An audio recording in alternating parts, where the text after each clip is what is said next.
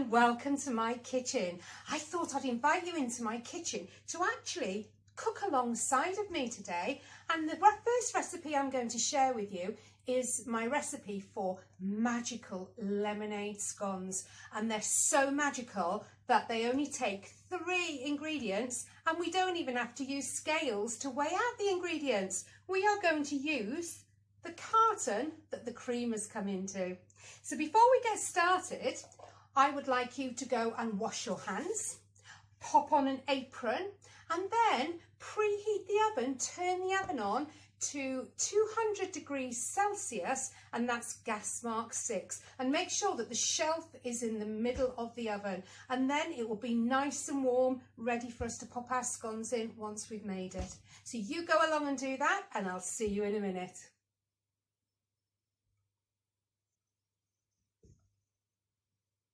Now, I've got Sally in the kitchen with me today because Sally loves lemonade, and I think she's hoping for a little drink at the end of it. The only thing is, it makes her burp. Never mind, Sally. So we are going to start off with our carton. Now, I've poured the carton of cream into a jug ready. I then washed the carton, I dried it, and I measured out 3 cartons of self-raising flour. So that's that in the bowl there.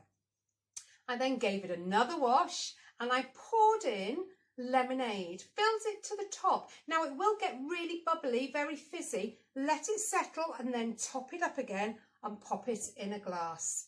And that's all we need to do. So let's get going and make these scones.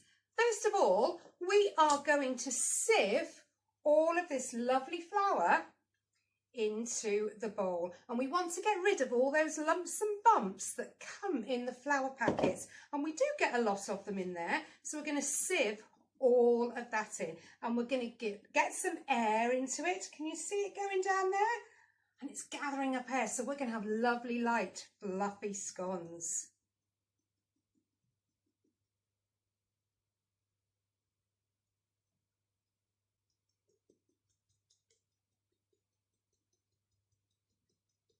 There we go, and if you've got any lumps and bumps in there, just help it through, give it a little push along. Okay, and then we've got our lovely flour in there.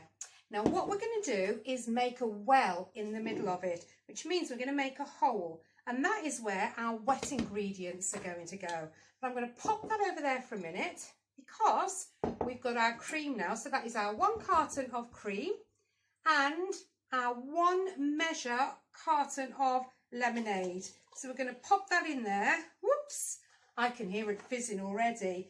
Give it a mix. Oh, can you see all those bubbles?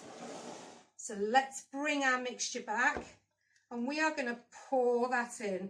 Let's get all of the liquid in there because we don't want to leave any behind. So with our spatula, or you can use a fork or a knife, don't use a wooden spoon because you're going to be squashing all that air out. We are just going to give it a little stir. We're just going to bring it together as a dough, and then it'll be ready to roll out. Be careful that you're not too heavy-handed. If you're too heavy-handed, it will knock all the air out and all the fizz from that lemonade, which is going to help them really fluff up. There we go. Can you see all that coming together into a lovely dough? Now we're making plain scones today. But if you wanted to, you could add all sorts of things in here. Now this is a lemonade flavour, and what I like doing is popping in some blueberries. So we've got a lemon and blueberry scone. You could pop in some chocolate chips. You could also pop in some apricots and white chocolate, raspberry white chocolate, sultanas, whatever you want. So you can create your own scone. But as I said, we're going to be doing a plain scone today. Now we don't want to work the mixture too much, because then, as I said, we're going to be knocking out all of that lovely air. So I'm just going to pop that to the side because we need to flour our surface. So get a little bit of extra flour, sprinkle some on the surface, and we're going to get that lovely dough out. And it is a soft dough, but it's not too sticky. Let's get all of it in there. Pop pop that over there. And we are going to very gently just bring it together. Don't squash it down too much. You're just very gently bringing it together. And what we want to do now is we want to leave that for about 10 minutes. And then we're going to come back and we are going to roll it out. So just leave it on the side for 10 minutes and I'll see you in a minute. Right, our dough has been resting for 10 minutes and it's feeling lovely and soft. Now, I'm going to give you a few tips along the way now. And the first tip is to use just a straight cutter. Okay, don't use the fluted ones because they don't have the big rise that these do here. And also, when we cut them out, I'm going to show you how to help them rise again. Now then, we're going to roll this out to about 4 centimetres thick. Now that does seem quite thick, but we do want some big fluffy scones. So let's give this a little roll. Oh my goodness, this looks amazing. We're going to turn the dough mixture so that it doesn't stick on the board. And this is nearly ready. Now if you haven't got a rolling pin at home, just use your hands just to flatten it down a bit.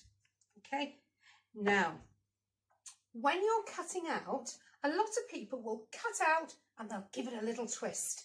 Don't give it a little twist because what's happening is the cutter is dragging the dough round. So when they go in the oven and the heat hits it, the dough doesn't know which way to go up. Whereas if you do a straight down cut, it will just stay going up. I'll show you now.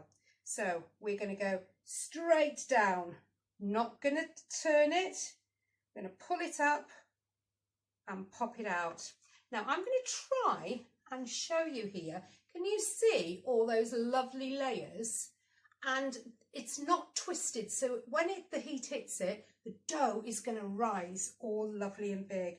So we're just going to pop it down, and when you pop it down, you might actually hear the air coming out of it. Another good tip is to pop some flour on your board and just put some flour on your cutter. So we're going to go down again. Let's see if you can hear this air come out. Did you hear that? It went poof. Did you hear that, Sally? So there we go. Let's see how many we're going to get out of here. And then we'll pop them. Oh! Did you hear that? Another one out. Woo! There we go. We'll come back for that one in a minute, Sally. Now, with all the excess dough, you can make some more scones. Whoops, come on out.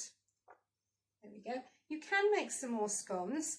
So try not to mush it up too much. Don't press on it too much, because what will happen is you'll get rid of all of the lovely air that we've got in there. So just bring it together to form the dough again. All right, just bring it together, and we're going to give it a little roll. Oh.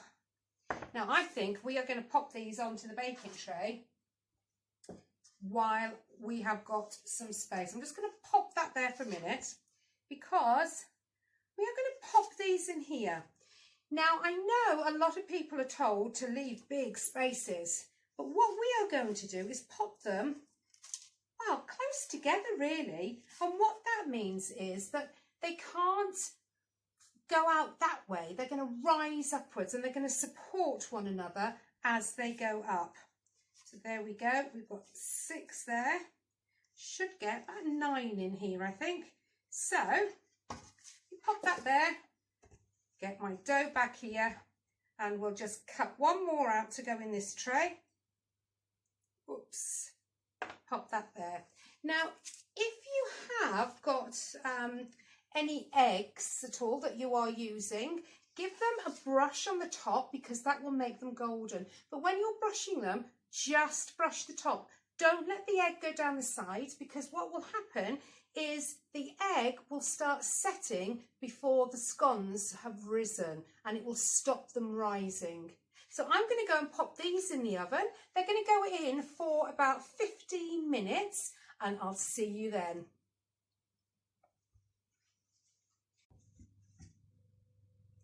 Well, welcome back. Now, my scones are out of the oven and look how huge they are. Now, these actually took about 17 minutes, a little bit longer than 15 minutes, but they have come up, they've risen, and they look delicious.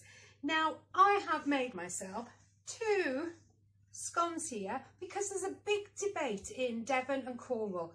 Which comes first, the jam or the cream? So I thought I will give them a taste and I'll tell you which one is the best.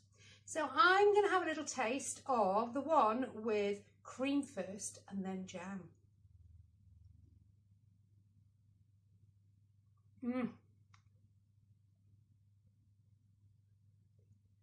That is delicious. But let's try this one. See what this one is like. So this is jam first and then the cream.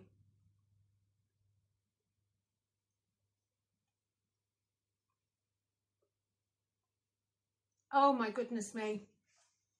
You've got to put that jam on first and then put the cream on top. That is delicious.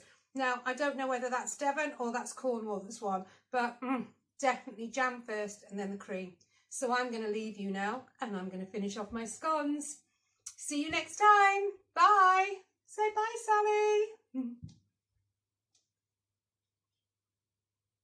Sally.